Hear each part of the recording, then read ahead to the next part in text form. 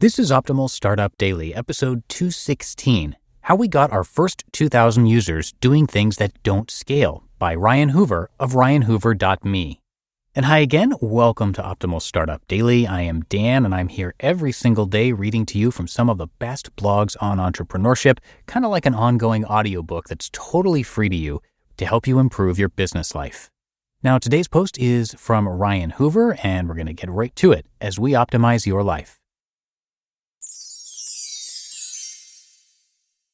How We Got Our First 2,000 Users Doing Things That Don't Scale, by Ryan Hoover of ryanhoover.me.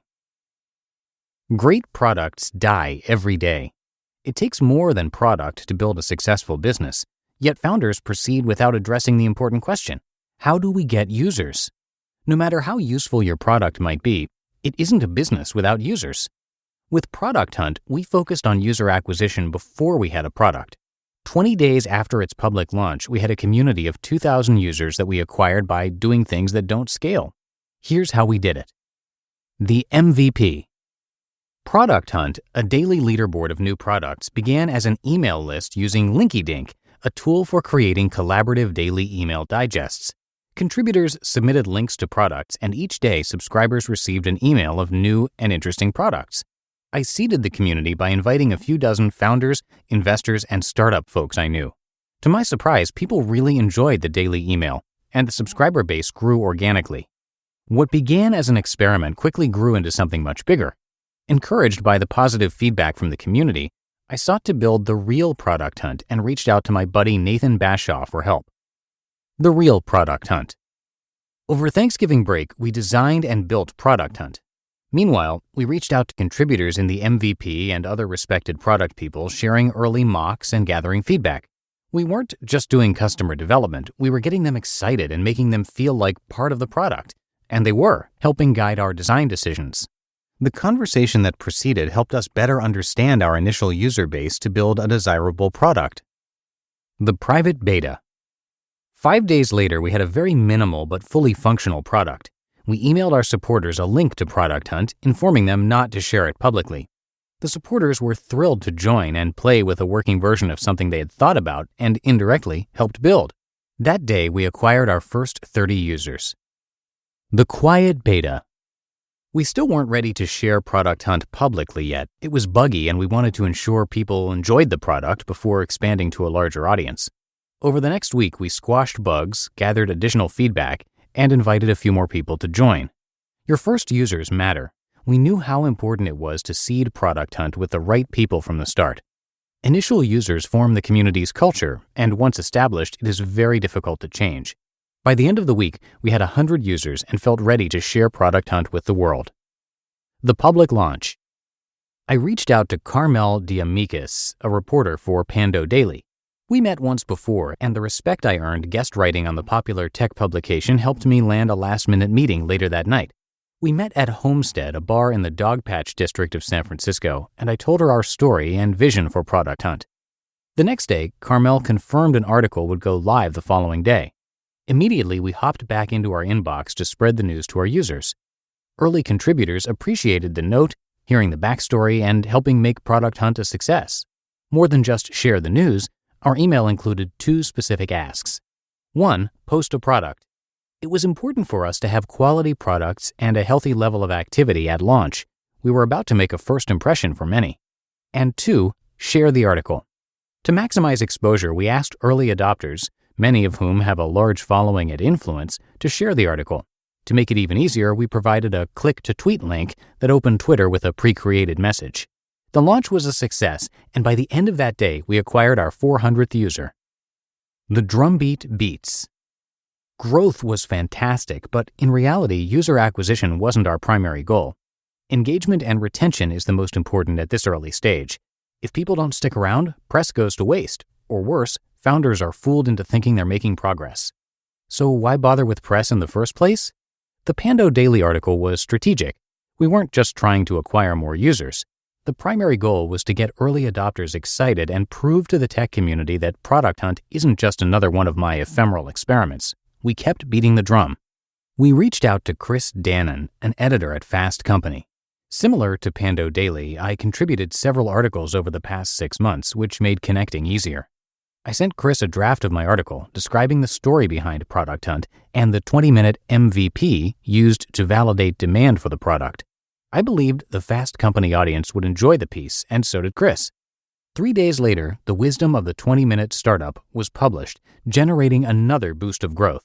Soon after, we acquired our 800th user. The manual slow growth.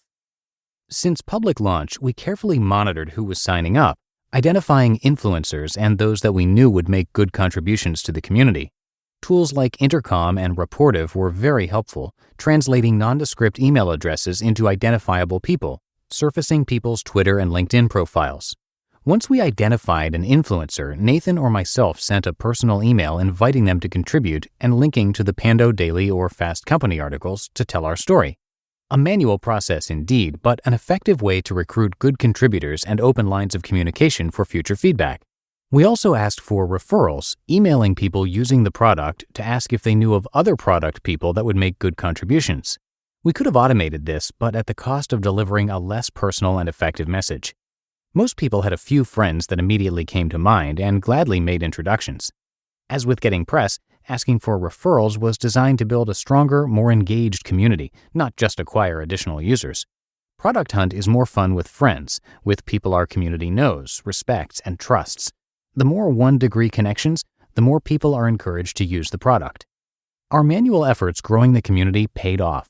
20 days after Product Hunt's private launch and several hundred emails later, we acquired our 2,000th user.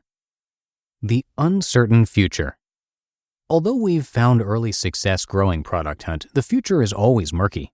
Smart and skeptical entrepreneurs ask us, will people stick around? How will you maintain quality contributions and discussion as the community grows? And is Product Hunt limited to the early adopter, tech community, or does it have mainstream appeal? We think about these questions and will answer them as the product and community matures. We embrace this uncertainty, as the best products are often born from polarization. If everyone knew the answer, Product Hunt would have already existed. You just listened to the post titled, How We Got Our First 2,000 Users Doing Things That Don't Scale by Ryan Hoover of ryanhoover.me. And a big thanks to Oracle for sponsoring this episode. We all want to know we have enough to get where we want to go. For instance, you either have enough energy to run a marathon or you're on the side of the road wheezing. How about your startup? Does it have enough cloud computing power to win and handle the really big customers? You might think that stable, enterprise-ready cloud infrastructure like Oracle's is out of reach for your new company. But Oracle for Startups was made just for you. Oracle wants to help you land those big customers. So they're offering preferred pricing on enterprise cloud for startups, free cloud credits, and 70% off their cloud services. And with Oracle's always free guarantee, you can tap Autonomous Database and other services for free forever. Oracle for Startups doesn't want you wheezing on the side of the road.